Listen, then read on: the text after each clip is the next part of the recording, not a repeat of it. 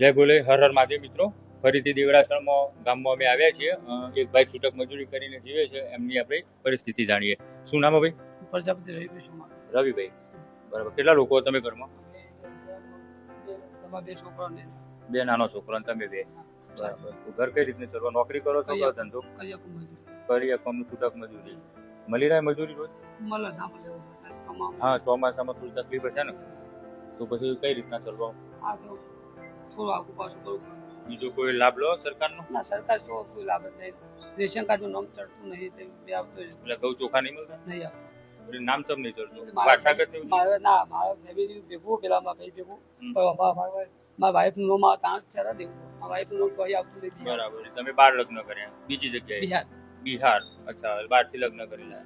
આજની આ જે કરિયાણાની કીટ છે એ સ્વર્ગીય રાજ પ્રવીણભાઈ ચૌધરી, ગામ બોરિયાઈ, અત્યારે રહેવાનું ગાંધીનગર, એમના તરફથી ત્રીજી વાર્ષિક પુણ્યતિથિ નિમિત્તે આપણને 55 થી પણ વધુ જે આ કરિયાણાની કીટો મળી છે એ પૈકીની આપણે એક આ ભાઈને સુપ્રત કરીએ છીએ. ભગવાન રાજના પવિત્ર આત્માને મોક્ષ પ્રદાન કરે એવી આપણે આશા રાખીએ. રાજ ચૌધરી ફાઉન્ડેશન તરફથી આ સમગ્ર વિતરણ થઈ રહ્યું છે.